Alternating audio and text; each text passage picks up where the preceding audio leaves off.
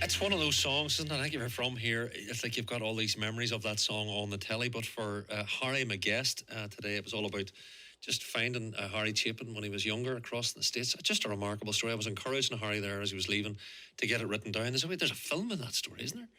Delighted. Anyway, that's Harry Chapin there and Cats in the Cradle. Now, folks, Emma's not with us today, but ably stepping in is Professor Kevin Curran from the Ulster University with regard to apps and digitality and broadband and all the rest. Kevin, there's so much to report on today, and good afternoon to yourself. Good afternoon. Right, Kevin, fun apps. The BBC's had questions here internally. No more TikTok on BBC staff phones. Why they're on there in the first place, I don't know. But we had a TikTok channel, or we do have a TikTok channel, but the French are kicking in here big time. Why so? What's your analysis? Yeah, the French have extended. Like a lot of countries now have banned TikTok on federally government-owned devices, but France, being France, have gone one step further, and now they're banning recreational apps such as Netflix, Instagram, Candy Crush, and Twitter. So they're extending it. Now, Twitter surprised me because, that's the productivity. Well, it depends on what you do in life. But they're simply trying to get rid of all the apps that really don't add to productivity. But it's in the government sectors of of Holland and Norway, yes, and all the rest. It is, yes. It's harder. I mean, what are their fears, Kevin? Well, the government fear is seeing that TikTok can be repurposed for social disinformation, but also that it's very persistent in the data that it gathers. And any app nowadays can be quite intrusive. So it doesn't gather any more than Facebook and Instagram, for instance, right? Really. But the fact is to do with regulations. We've issued heavy fines to the likes of Facebook and Google and others like that. But when it comes to ByteDance being a Chinese company, and under the 2017 Act again, that all companies in China have to support the state for any espionage, anything again, and there is no backing out of that. So the Chinese Communist Party can compel any Chinese company to hand over data. And now, can our governments do that? Can the American governments do that? We don't. We have watchdogs. Of course, governments will try to overreach, but we have a warrant system. We have legislation, and we do that. And procedure, policy. We do, and we can regulate these things and whatever else. Of course, there's the odd thing again that governments can do. Mostly in the United States. We don't tend to in the UK, but we do have regulation here. And the fact is, now that China is being seen increasingly as a hostile nation. Gotcha, right. But if they do want to find out what you're doing on TikTok, bouncing a table tennis thing off the back garden, I say good luck to them. If they're able to get into your phone via the TikTok, and the worst scenario is indeed the case, Kevin, do they get access to your whole phone, or is it just the TikTok stuff? No, just the TikTok stuff, yeah. Sure. Yeah. Is TikTok not large? I don't have TikTok. It's not harmless, largely? It's the data unmasked, really.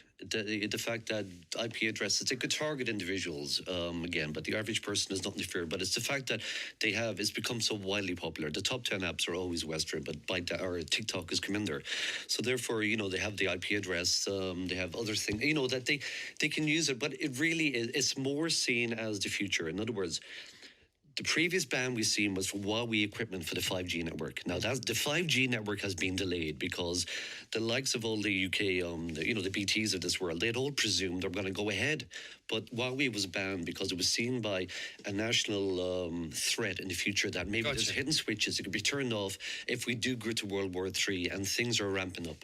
Right. Netherlands and Norway then have got all the government devices. They've got rid of the ByteDance Chinese company app TikTok. At the same time, then, France becomes the first country to do the same for all recreational apps. Netflix, Instagram, Candy Crush, Twitter. Are French government officials sitting Candy Crushing all day? I mean, that doesn't seem...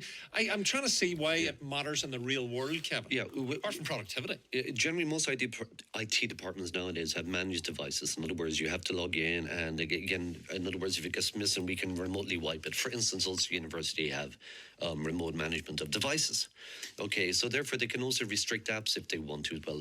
Look, the less you do online, the safer you are. The more apps you have, the more programs running, the more vulnerabilities there are. If you can minimize that, it removes a little bit of the footprint again. So sometimes you got to trust the IT department as well. But okay, food for thought, Kevin, as always. Now, I'm intrigued in this. I got a wee read through on it yesterday, but you have the detail, Kevin. This is really important in terms of broadband prices. I think a lot of people sign up for it or do it monthly. A lot of people maybe do it, pay for it per month. I do it, I think it's yearly or 2 yearly, whatever. Now, broadband fees are set to go up substantially this week later on, Kevin. Now, what's important about that? Well, they're going. I got my own from BT, and it was up around the 14% mark. Now, Of a price hike. yes, Yeah. that in other words, again, that they have a consumer retail index, and they so again, that's about 10.4% at the moment, but. Broadband companies or mobile providers can also add up to 4% on top of that. And BT have actually increased their prices by 14.4%. Which is above inflation. Yes, it is. Yes, about 4% above it. Again, and the others are following suit there. But if clothes are going up and tomatoes are going up, Kevin, why shouldn't our BT or why shouldn't our internet go up? Well, that's the thing. But of course, there's an argument to be made that they can't have. It's become so crucial to modern society, having phones for communications, right? So they're worried about the vulnerable, the people. Because a lot of these are, some people's is about 5-10% of their income, a broadband. And that's just one bill you have.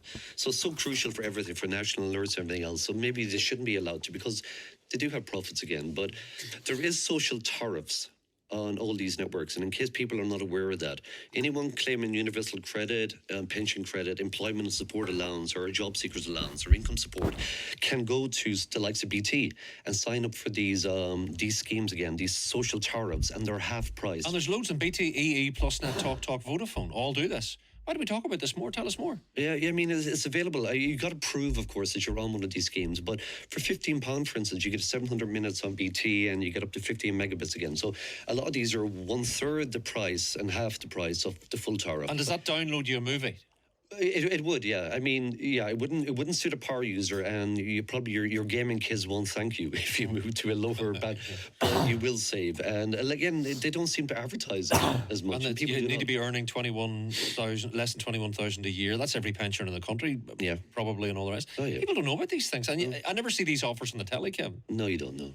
Yeah, and then there's a certain thing about exit fees. If you do want to change, these exit fees are going through the roof as well. Oh, they are. If you want to leave TalkTalk, EE, PlusNet. Yeah, it can be up to 200 quid for somebody's leave, but we know that when we sign the contract.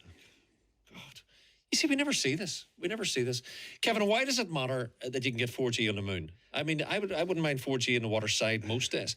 Why does it matter that we're soon going to be able to get 4G on the moon? Yeah, well, Nokia are launching a 4G terminal on the moon again, so it'll be able to communicate with a rover, which the US government will also have there again. So we'll have higher video rates again, and it'll allow the space astronauts. In other words, there's a Project Artemis next year heading to go back to the moon, actually, to put people back on the moon. So they're trying to set up an infrastructure here, of course, for the future, where there's so many valuables on the moon. But you'd have thought if NASA was doing that, they would have had a 15G thing last year. You know what? This seems a bit old school, doesn't it? A little bit LTE, but at least it's tested rather than 5G, and it's sufficient for that, because there won't be much contention there. You won't have many neighbours on the moon, of course. The private sector as well. The network will be powered by an antenna-equipped base station stored in a Nova C lunar lander designed by the US space firm Intuitive Machines. I sense there's money to be made here, Kevin, eh?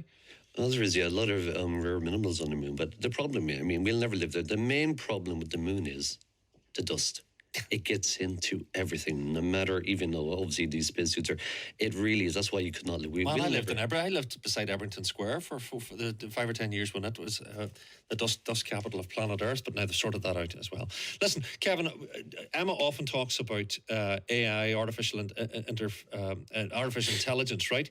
And the police in America are looking at this in terms of Clearview AI. Now, what is it and why does it matter? Clearview AI are an amazing company again. Peter Thiel, one of the most controversial guys in tech, you know, he's one of the early founders in Facebook and everything else. He's a billionaire, but he's one of the main backers of Clearview. Clearview AI, they have 30 billion images, and basically you give it a photo or an image of someone, and it'll tell you who they are. Are you on it? Am I on it? I know I'm on it. Of course I am. I'm all over the web. Is my team on it?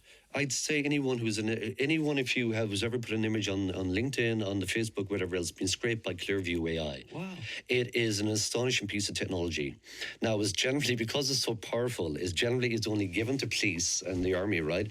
But some commercial companies have had it themselves. And it was a famous story of a guy who was in a restaurant, and his company had bought the license, obviously, for Clearview, for whatever they were using it for. And he's seen his daughter with a guy. and he just takes his phone out and he takes a photo of the guy with his daughter, and 30 seconds later he has everything that's available on the guy who is dating his daughter. So Miami police, in a word, Kevin, they're treating it like a It's so intrusive again. So we're into an era, forgetting about the AI which has taken over the world lately, but Clearview AI is simply astonishing. So therefore, when we have our glasses now, our AR glasses in the future, you can just look at someone and up comes a head-up display telling you who that person is. God, well, we wouldn't know, Kevin, if we didn't ask you. Thank you, as always, Kevin, for popping in to see us. Professor Kevin Curran there from the Ulster University. Folks, enjoyed your company today. Hopefully we'll have the same crack this time tomorrow, and Chef Bran and all the rest. So look, finally on this day in 2014, after years of speculation, tickets for Kate Bush's first live shows in 35 years sold out in less than a quarter of an hour.